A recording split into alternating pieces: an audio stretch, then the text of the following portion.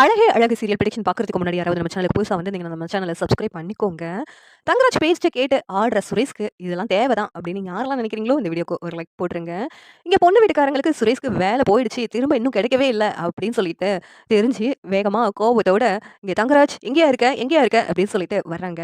உடனே என்னாச்சு? எதுக்காக இவ்வளோ கோவத்தோட வர்றீங்க? அப்படின்னு சொல்லிட்டு கேட்குறாங்க. தங்கராஜ் வந்துட்டு, என்னையா என்னமோ எங்க கிட்ட மாப்பிள்ளைக்கு வேலை கிடைச்சிச்சு, கல்யாணத்துக்கு பிறகு ஜாயின் பண்ண சொல்லியிருக்காங்க அப்படின்லாம் கதை விட்டீங்க.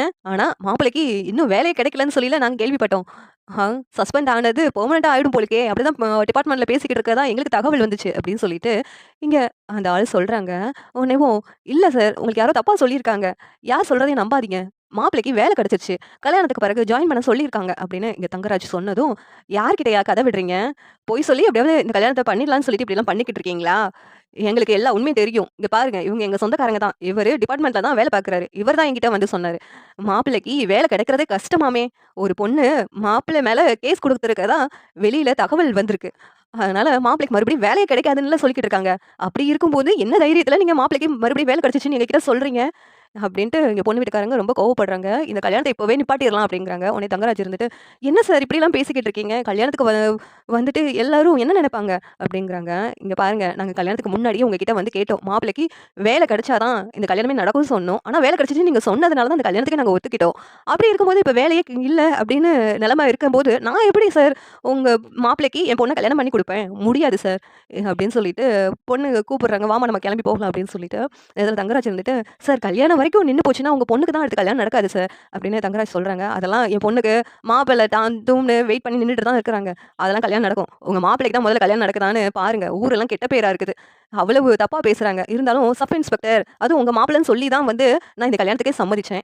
ஆனா இவரு இவ்வளவு மோசமானவர்ன்னு தெரியல. உங்க மேல நான் அவ்வளவு நம்பிக்கை வச்சு நீங்க சொன்னத சரின்னு நான் கேட்டுக்கிட்டேன். ஆனா நீங்களும் பொய் சொல்லி என்னை ஏமாத்தியிருக்கீங்க. இனிமேலும் இந்த கல்யாணம் நடக்காது. வாங்க போகலாம் எல்லாரும்." அப்படின்னு சொல்லிட்டு எல்லாரும் பேசி பார்க்குறாங்க. இங்க சுரேஷ் இருந்துகிட்டு, "மாமா ஏதாவது சொல்லுங்க மாமா. கல்யாணம் என்ன பெரிய அசிங்கமாயிடும்." அப்படின்னு சொல்லிட்டு பேசுறாங்க. தங்கராஜ் கெஞ்சி பார்க்குறாங்க. ஆனா இங்க பொண்ணு வீட்டுக்காரங்க கேட்குற மாரி இல்ல. இங்க சுரேஷோட அப்பாவும், அம்மாவும், "இங்க பாருங்க எப்படியாவது என் பையனுக்கு வேலை கிடைச்சிரும். என் மாப்பிள்ளை வேலை வாங்கி குடுத்துருவாங்க. அத பத்தி எதுவும் கவலைப்படாதீங்க. இங்க கல்யாணம் நின்னுச்சுன்னா அவ்வளோதான் பெரிய அவமானம் ஆயிடும்." அப்படின்னு சொல்லிட்டு சொல்றாங்க. "என்ன ஏற்கனவே உங்க குடும்பம் உங்க பையனால அவமானப்பட்டு தானே இருக்கு. இது பெருசா அவமானமா உங்களுக்கு தெரியாது. நாங்க கிளம்புறோம்." அப்படின்னு சொல்லிட்டு என் பொண்ணு வீட்டுக்காரங்க எல்லாரும் கிளம்பி போயிடுறாங்க. இங்க சுரேஷ் வந்து மாலைய தூக்கி எறிஞ்சுட்டு அவ்வளோ கோவத்துல இருக்கிறாங்க. இதுக்கெல்லாம் காரணம் அந்த அழகுமதி தான். அவளெல்லாம் சும்மாவே விடமாட்டேன் அப்படின்னு சொல்லிக்கிட்டு இருக்காங்க. இந்த நேரத்துல மலர் இருந்துகிட்டு, "இங்க பாரு சுரேஷ், இன்னும் நான் சொல்றத கொஞ்சம் கூட காதுல வாங்க மாட்டேக்க. உங்க மாமா பேச்ச கேட்டேன்னா, என்ன நடக்கும்னு இப்ப தெரிஞ்சுக்கிட்டியா? அன்னைக்கு வேலை கிடைச்சிச்சுன்னு பொய் சொன்னதுனால தான் இப்ப நம்ம கல்யாணம் வரைக்கும் வந்து அசிங்கப்பட்டு நின்னுட்டு இருக்கோம். அது உனக்கு புரியலையா சுரேஷ்? இன்னும் அந்த பொண்ணு மேல தான் கோவமா இருக்கிற?" அப்படின்னு சொல்லிட்டு இங்க அழகுமதி சொல்லி பார்க்குறாங்க. உடனே தங்கராஜ் இருந்துட்டு, "நீ யாரு? என் மாப்பிள்ளைக்கு புத்தி சொல்றதுக்கு நீ பெரிய ஆள் ஆயிட்டியா?" அப்படின்னு சொல்லிட்டு சொல்றாங்க. உடனே இங்க அழகுமதி அமைதியா போயிடுறாங்க. இவனுக்கு மறுபடியும் வேலை கிடைச்சிரும். இவன் லோன் போட்டு எப்படியாவது இத கட்டிடுவான் அப்படின்னு சொல்லி தான் நான் என் இடத்தையே அடமானம் வைக்கிறதுக்கு சம்மதிச்சேன். இப்ப இந்த கல்யாணமே நடக்கவே இல்ல. அப்பனா நான் செலவு பண்ணதெல்லாம் வேஸ்ட்டா தானே போயிடுச்சு. இவனுக்கு வேலை கிடைக்காது போல இருக்கு. அப்புறம் எப்படிங்க என்னுடைய அம்மா குடுத்த இடத்த நீங்க திருப்புவீங்க? இப்போ பாருங்க, நான் அப்பவே சொல்லிக்கிட்டு இருந்தேன். வேலை வந்த பிறகு கல்யாணம் வச்சுக்கலாம்னு சொல்லிட்டு. யாராவது கேட்டீங்களா? எல்லாம் மாப்பிள்ளை சொன்னாருன்னு முடிவெடுத்து இப்ப பாருங்க என்ன நடந்துட்டு இருக்குன்னு. கொஞ்சம் கூட நம்ம பேச்ச காதுல வாங்கல. இப்ப உங்க அம்மாவும், அப்பாவும் எல்லாரும் முன்னாடி அசிங்கப்பட்டு நின்னுட்டு இருக்காங்க. இதெல்லாம் உங்களுக்கு தேவைதான். ஆனா எங்க அந்த மாப்பிள்ளை பேச்ச கேட்டுட்டு கூச்சிக்கிட்டு இருந்தாங்கல்ல அப்படின்னு சொல்லிட்டு இங்க அழகுமலர் பாக்யராஜ் கிட்ட சொல்றாங்க. உடனே பாக்யராஜ் வந்துட்டு, "ஏன் மலர்? அவங்க அவமானப்படுறது உனக்கு சந்தோஷமா இருக்கா? ஏன் இப்படிலாம் பேசிக்கிட்டு இருக்க?" அப்படிங்கிறாங்க. அவங்க அவமானப்படுறது நான் படதாங்க செய்வேன். ஏன்னா, எல்லார் முன்னாடியும் என்ன எவ்வளோ தடவ மன்னிப்பு கேட்க வச்சு அசிங்கப்படுத்துனாங்க. என்னையும் உங்களையும் எப்படி நடத்துனாங்க. அப்படி இருக்கும்போது எனக்கு சந்தோஷமா தாங்க இருக்குது. இதெல்லாம் இவங்களுக்கு தேவைதான் அப்படின்னு அழகுமலர் சொல்லிக்கிட்டு இருக்காங்க. இங்க சுரேஷ் இருந்துகிட்டு தங்கராஜ் கிட்ட, "இதுலக்கெல்லாம் காரணம் அந்த மதி தான். மாமா அவள நான் சும்மாவே விட மாட்டேன் மாமா." அப்படிங்கிறாங்க. "வேண்டான்டா. ஏற்கனவே உனக்கு வேலை திரும்ப வருமா வராதான்னு டிபார்ட்மெண்ட்ல பேசிக்கிட்டு இருக்கதா இப்ப தான்டா உனக்கு தெரிய வந்துச்சு. இப்ப நீ மறுபடியும் அந்த பொண்ணுகிட்ட போய் பிரச்சனை பண்ணன்னு நெனச்சுக்கோ. அப்புறம் உனக்கு தான்டா பிரச்சனை. வேண்டான்டா." அப்படின்னு சொல்லிட்டு இங்க சுரேஷ் கன்வின்ஸ் பண்ணி தங்கராஜ் பேசிக்கிட்டு இருக்காங்க. இங்க ரேவதி இருந்துட்டு, "சுரேஷ் வேண்டான்டா. இன்னும் நான் சொல்றத கொஞ்ச நாள் கேளு. இந்த மாமா சொல்றத கேட்டுட்டு இருக்காத. இப்ப தெரிஞ்சுச்சா மாமா சொன்னது கேட்டதுனால உனக்கு எவ்வளோ பிரச்சனை வந்திருக்குன்னு சொல்லிட்டு, இனிமேல் மாமா சொல்றத கேட்டுட்டு இருக்காத." அப்படின்னு சொல்லிட்டு இங்க திட்டிக்கிட்டு இருக்காங்க. ரேவதி இருந்துகிட்டு அவங்க அம்மா, அப்பாவ பார்த்துட்டு, "எல்லாம் என் மாப்பிள பார்த்துக்குவான். என் மாப்பிள சொல்றத கேட்டா தான் எல்லாமே சரியா இருக்கும்." அப்படி இப்படின்னு சொல்லிட்டு, பாவம் அண்ணி சொல்றத கொஞ்ச நாள் கேட்டீங்களா? அண்ணி அவங்க இடத்த அடகம் வைக்க வேண்டாம் அப்படின்னு சொன்னாங்க.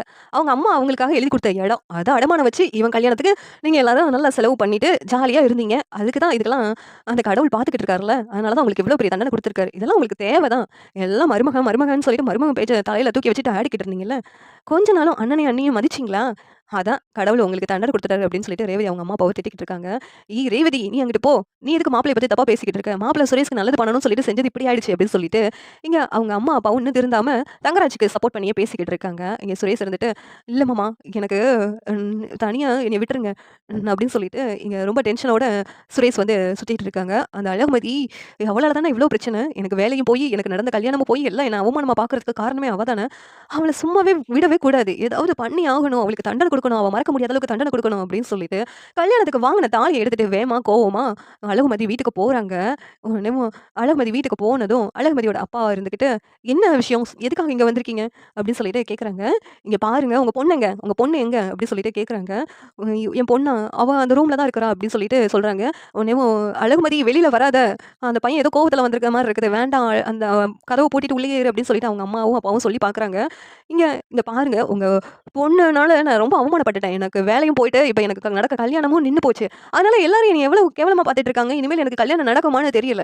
அதனால உங்க பொண்ணு தப்பு பண்ணதுக்கு அவளுக்கு பெரிய தண்டனை குடுக்கலாம்னு சொல்லி முடிவு பண்ணி இங்க வந்திருக்கேன். சுரேஷ் கோவமா பேசுறதெல்லாம் கேட்டுட்டு அழகுமதி வேகமா ரூம விட்டு வெளியில வர்றாங்க.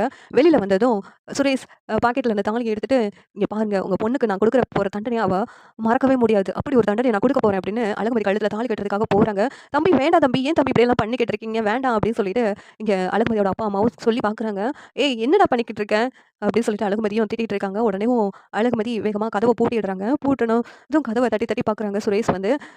"ஏன் வேண்டாம் சார், இப்படியெல்லாம் பண்ணாதீங்க சார்" அப்படின்னு சொல்லிட்டு அழகுமதியோட அம்மாவும், அப்பாவும் சொல்லி பார்க்குறாங்க. ஆனா சுரேஷ் இருந்துட்டு, "இல்ல நான் இவள கல்யாணம் பண்ணி இவள தூமர அடக்கணும்" அப்படின்னு சொல்லிட்டு சுரேஷ் வந்து வேகமா கதவ உடைச்சிடுறாங்க. உடைச்சுட்டு உள்ள போயிடுறாங்க. "இங்க பாரு வேண்டாம். இதெல்லாம் தப்பு. நீ பண்ண தப்புக்கு தான் உனக்கு தண்டனை கிடைச்சுச்சு. அதுக்கு நான் என்ன பண்ணுவேன்? நீ பண்றது கொஞ்சம் கூட சரியில்ல" அப்படின்னு சொல்லிட்டு அழகுமதி சொல்றாங்க. "இன்னும் திமிரா தாண்டி பேசிக்கிட்டு இருக்க. உன்னால என் வேலை போயி, எனக்கு நடக்கிற இந்த கல்யாணமும் போயி, எல்லாரும் என்ன கேவலமா, அசிங்கமா பார்க்குறாங்க. ரோட்ல என்னால தல காட்ட முடியல. எனக்கு படுத்தாலும் தூக்கம் வரல. என் தல ஃபுல்லா நீ தாண்டி ஏறி நிக்கிற. உன்ன அடக்கணும்னு தான் என்னுடைய ஆத்தரம் இருக்குது. உன்ன சும்மாவே விட மாட்டேன்" அப்படின்னு சொல்லிட்டு சுரேஷ் சொல்றாங்க. இங்க அழகுமதி எல்லாத்தையும் சுரேஷ் மேல தூக்கி எறிஞ்சு பார்க்குறாங்க. ஆனா அழகுமதியால கண்ட்ரோல் பண்ண முடியல. அவங்க அப்பா, அம்மாவும் தடுத்து பார்க்குறாங்க. கடைசியில சுரேஷ் அழகுமதி கழுத்துல தாலி கட்டிடுறாங்க. உடனே இங்க அழகுமதிக்கு ஷாக்கா இருக்கு. "ஹேய் ஏன்டா இப்படியெல்லாம் பண்ண? ஏன்டா இப்படியெல்லாம் பண்ண?" அப்படின்னு சுரேஷ போட்டு அடி அடின்னு அடிக்கிறாங்க. "தம்பி என் பொண்ணோட வாழ்க்கைய பாழாக்கிட்டீங்களே" அப்படின்னு சொல்லிட்டு இங்க அழகுமதியோட அப்பாவும், அம்மாவும் அழுகுறாங்க. "வேண்டான்னு சொன்னேன். இப்போ ஆம்பள பையன் மாரி எல்லாத்துக்கும் தலப்பா தட்டி கேட்கிறேன்னு தெனாவட்டா சுத்திக்கிட்டு இருந்தீயே! இப்ப என்ன ஆச்சுடி? இதெல்லாம் உனக்கு தேவையாடி?" அப்படின்னு சொல்றாங்க. இங்க அழகுமதி அந்த ஷாக்ல இருந்து வெளியில வரல. கழுத்துல தாலி பார்த்துட்டு ஷாக் ஆகி நின்னுட்டு இருக்காங்க. "இங்க பாருடி, இனிமேலு நீ என் பொண்டாட்டி ஆயிட்ட. அதுக்காக நீ என் தலை மேலலாம் ஏறி உன்ன உட்கார வைப்பேன்னு நினைக்காத. உன் திமிர அடக்குறதுக்கு தான் உன் கழுத்துல தாலி கட்டினேன். எப்பவுமே நீ எனக்கு அடிமையா தான் இனிமேல் இருக்கணும். உன் பேச்ச நான் கேட்பேன்னு நினைக்காத. நீ தான் என் பேச்ச கேட்டு எனக்கு கீழ தான் இருக்கணும். அதுதான்டி உன் தலையெழுத்து. இது உனக்கு நான் கொடுக்குற தண்டனை. இனிமேலு யாராவது வெளியில ஏதாவது பேசுவாங்களா? யாரும் பேச மாட்டாங்க. இத்தன நாளா ஒரு பொண்ணு கம்ப்ளைண்ட் குடுத்து தான் நான் ஜெயிலுக்கு போயிட்டேன். என்னுடைய வேலை போயிடுச்சு. அதுக்கடுத்து எனக்கு கல்யாணம் நின்னுச்சு" அப்படின்னு சொல்லிட்டு உன்ன பத்தியே எல்லாரும் பேசிக்கிட்டு இருந்தாங்கல்ல. இப்ப பாரு அந்த பொண்ணு நானே கல்யாணம் பண்ணிட்டேன். இனிமேல் யார் என்ன பேசுவா? எல்லார் வாய மூடிட்டேன். இனிமேல் நீயும் வாய மூடி தான் இருக்கணும். பார்த்துக்கோ அப்படின்னு சொல்லிட்டு சுரேஷ் வந்து இங்க அழகுமதி கிட்ட மிரட்டுறாங்க. அழகுமதி அந்த ஷாக்ல இருந்து வெளியில வராம அப்படியே தாலிய பார்த்துட்டு இருக்காங்க. இந்த சீரியல் எப்படி நல்லா இருக்கும்னு நீங்க நினைக்கிறீங்கன்னு கமெண்ட் பண்ணுங்க. இந்த வீடியோ பிடிச்சிருந்தா லைக் பண்ணுங்க, ஷேர் பண்ணுங்க, சப்ஸ்கிரைப் பண்ணுங்க. Thank you.